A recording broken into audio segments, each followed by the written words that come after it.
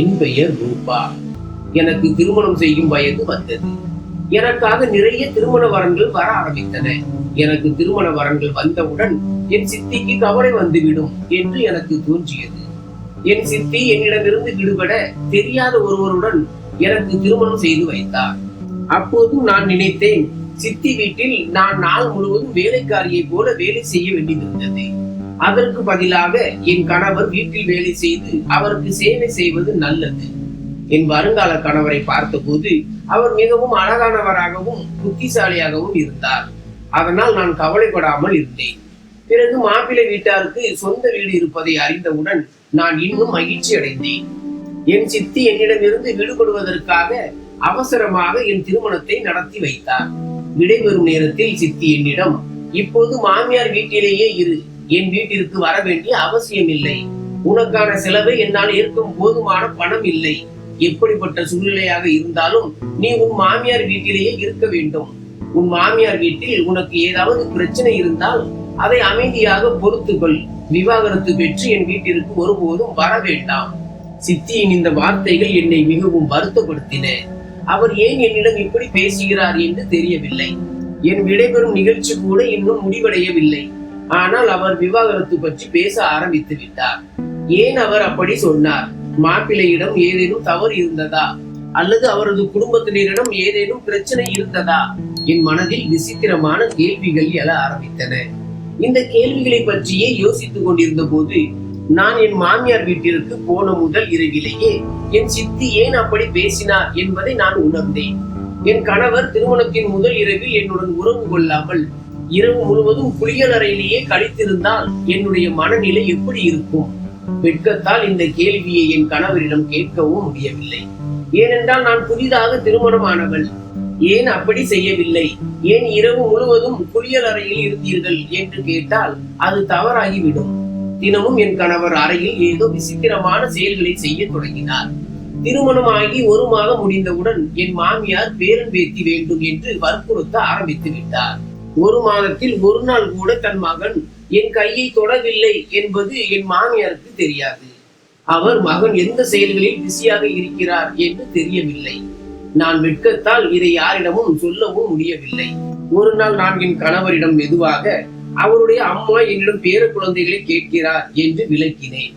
இதை கேட்டதும் என் கணவருக்கு மின்சாரம் தாக்கியது போல் இருந்தது. அவர் உடனடியாக, இப்போது அப்படி எதுவும் நடக்க முடியாது, அது சாத்தியமில்லை என்றார். இவ்வளவு சொல்லிவிட்டு அவர் அறையை விட்டு வெளியேறினார். நான் என் தலையை பிடித்துக் கொண்டு அமர்ந்து விட்டேன். ஏனென்றால் எனக்கு என் கணவர் மீது ஏற்கனவே சந்தேகம் இருந்தது. இப்போது எனக்கு நன்கு உறுதியாகிவிட்டது. என் கணவர் ஆண்மையற்றவர். அதனால்தான் அவர் தினமும் இரவு படிகாரத்தை காரணம் காட்டி குளியலறைக்குள் செல்கிறார். பிறகு நான் தூங்கும் வரை காத்திருக்கிறார். நான் தூங்கிய பிறகு அவர் குளியலறையிலிருந்து வெளியே வருகிறார். அவர் இப்படித்தான் செய்கிறார். இல்லையெனில் எந்த ஒரு ஆணும் தன் புதுமண பெண்ணை தனியாக விட்டுவிட்டு இரவு முழுவதும் குளியலறையில் தன்னை அடைத்துக் கொள்ள மாட்டார். இப்போது என் கணவரின் இந்த ரகசியத்தை நான் வெளிப்படுத்த வேண்டும் என்று நினைத்தேன். ஒரு நாள் இரவு நான் தூங்குவது போல் நடித்து என் கணவர் இரவு என்ன செய்கிறார் என்று பார்க்க நினைத்தேன்.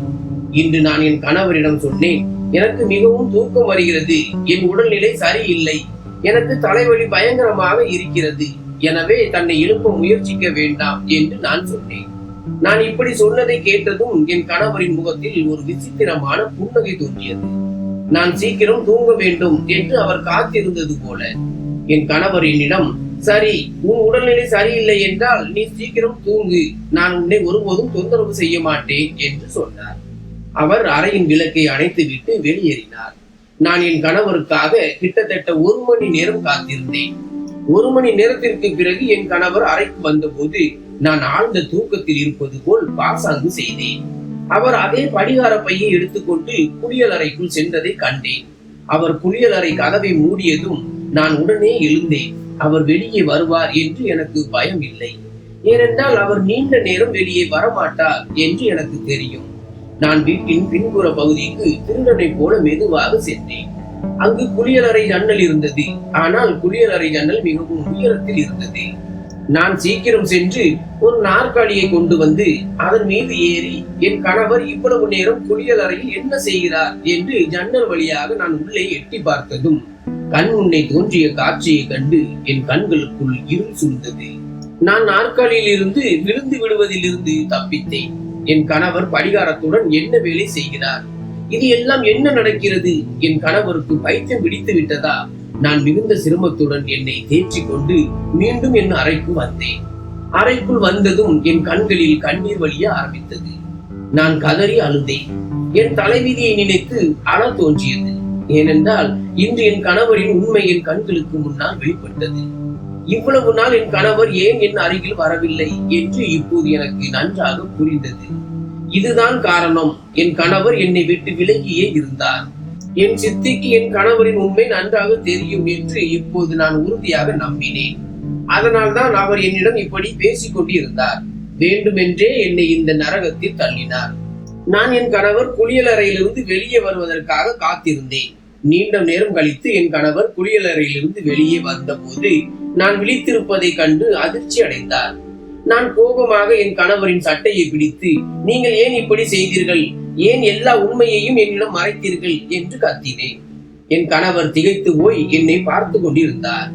நான் என் கணவரிடம், உங்களுக்கு வெட்கமாக இருக்க வேண்டும். நீங்கள் இப்படிப்பட்ட மோசமான வேலைகளை செய்கிறீர்கள்.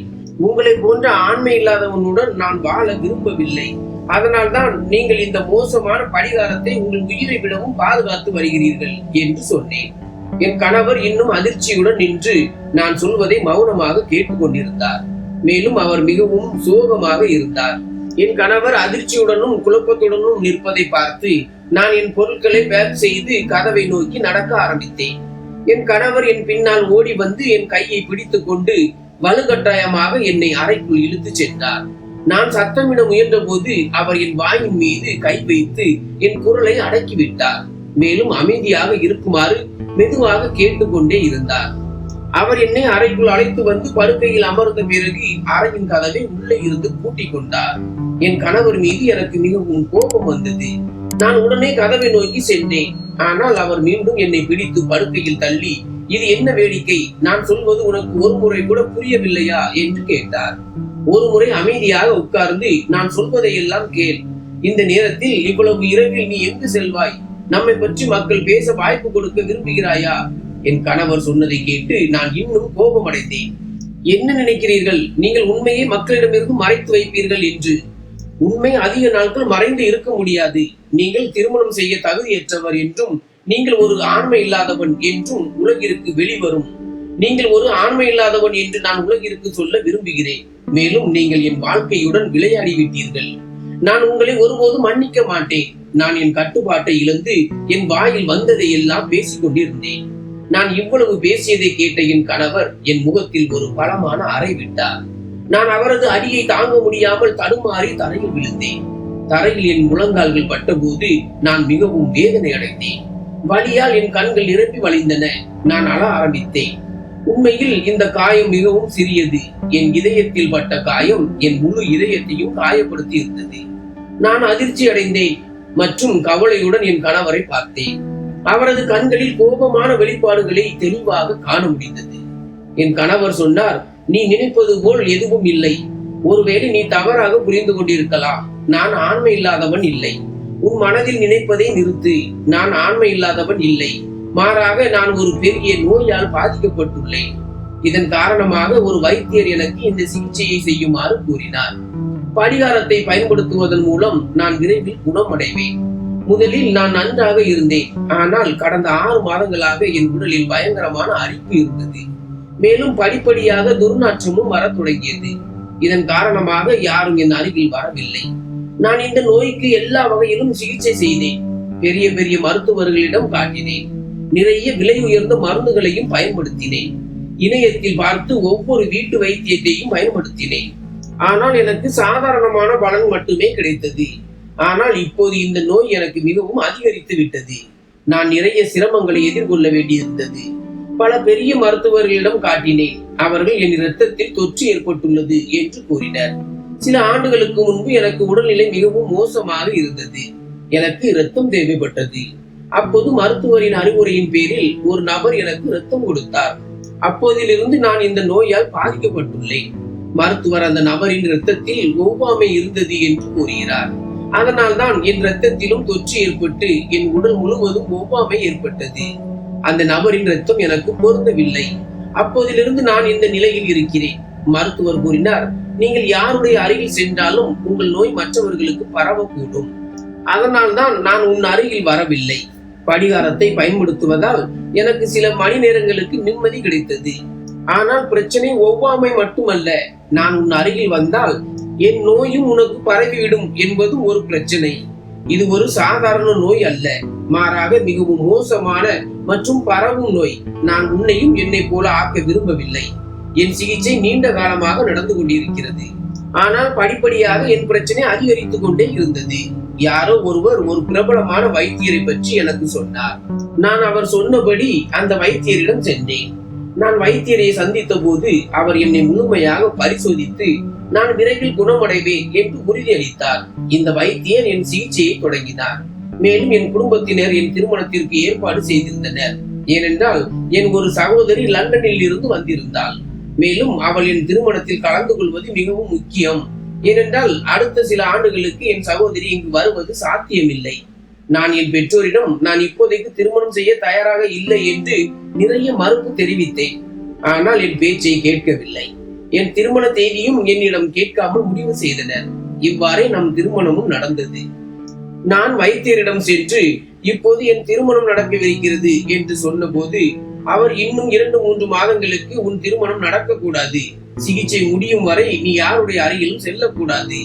நான் என் குடும்ப உறுப்பினர்கள் அனைவரிடமிருந்தும் விலகியே பேசிக் கொண்டிருந்தேன். அவர்களுடன் உட்காரவோ பழகவோ இல்லை. இப்போதைக்கு என் திருமண தேதி உறுதியாகிவிட்டது. வைத்தியர் சொன்னார், சிகிச்சை முடியும் வரை நீ உன் மனைவியிடமிருந்து விலகி இருக்க வேண்டும். வைத்தியர் சொன்னதை கேட்டு நான் மிகவும் வருத்தப்பட்டேன். அவர் உன் இந்த பிரச்சனைக்கு வேறு எந்த தீர்வும் இல்லை. அதனால் தான் நீ முதலில் நன்றாக குணமடைந்து உன் நோயை குணப்படுத்த வேண்டும் என்று சொன்னார். பிறகு உன் மனைவியுடன் நிம்மதியாக வாழ்நாள் முழுவதும் வாழ வேண்டும். ஏனென்றால் வைத்தியரின் சிகிச்சையால் எனக்கு நிறைய முன்னேற்றம் ஏற்பட்டது. நான் என்னை மிகவும் நன்றாக உணர்ந்தேன். அதனால் நான் வைத்தியரின் பேச்சை கேட்க வேண்டியிருந்தது. திருமணம் செய்த பிறகு நான் உனக்கு எல்லா உண்மைகளையும் சொல்வேன் என்று நினைத்தேன். ஆனால் ஏன் என்று தெரியவில்லை. உன்னிடம் எதையும் சொல்ல எனக்கு தைரியம் வரவில்லை. இதுதான் என் மிகப்பெரிய தவறு. இதன் காரணமாக நீ என்னை தவறாக புரிந்து கொள்ளும்படி ஆனது. வைத்தியர் படிகாரத்தால் மட்டுமே உன் சிகிச்சை சாத்தியமாகும் என்று சொன்னார். அதனால் நான் உன் அருகிலும் வரவில்லை. இன்று வரை நான் உன் அருகில் அமர்ந்து உன்னிடம் பேச முயற்சித்ததும் இல்லை. ஒவ்வொரு நாளும் நான் வீட்டில் படிகாரம் கொண்டு வருவேன். தினமும் எனக்கு புதிய படிகாரத்தால் சிகிச்சை அளிக்கப்பட்டது. அதனால் தான் நான் பைத்தியக்காரனை போல படிகாரத்தை பாதுகாத்து வந்தேன். அதனால் நான் விரைவில் குணமடைந்து ஒரு சாதாரண வாழ்க்கையை வாழ முடியும். மேலும் உன்னுடன் நேரம் செலவழிக்க நான் எவ்வளவு துடித்துக் கொண்டிருந்தேன் என்பதை உன்னிடம் சொல்ல முடியும். என் கஷ்டம் வெளியே யாருக்கும் தெரியவில்லை. ஆனால் உள்ளுக்குள் என் கஷ்டத்தால் நான் மிகவும் அமைதியற்று போனேன். என்னை மன்னித்து விடு. நான் உன்னிடம் மன்னிப்பு கேட்கிறேன். நான் உன் மீது கை வைத்தேன். மேலும் இந்த உண்மையை இத்தனை நாட்கள் உன்னிடம் மறைத்து வைத்தேன். என் கணவர் மிகவும் வெட்கப்பட்டார். நான் என் கணவர் சொன்னதை நம்பினேன். ஏனென்றால் அவரது கண்களில் இருந்து தொடர்ந்து கண்ணீர் வந்து கொண்டிருந்தது. மேலும் அவரது முகத்தில் இருந்து உண்மை தெளிவாக தெரிந்தது. என் கணவரிடம், நீங்கள் இந்த விஷயத்தை பற்றி முன்னரே என்னிடம் சொல்லி இருந்தால் கடந்த 3 மாதங்களாக நான் இவ்வளவு கவலைப்பட்டு இருக்க மாட்டேன் என்று சொன்னேன். என் மனதில் பலவிதமான எண்ணங்கள் வந்தன. வேறு யாராக இருந்தாலும் ஒருவேளை உங்களை பற்றி இப்படித்தான் நினைத்திருப்பார்கள்.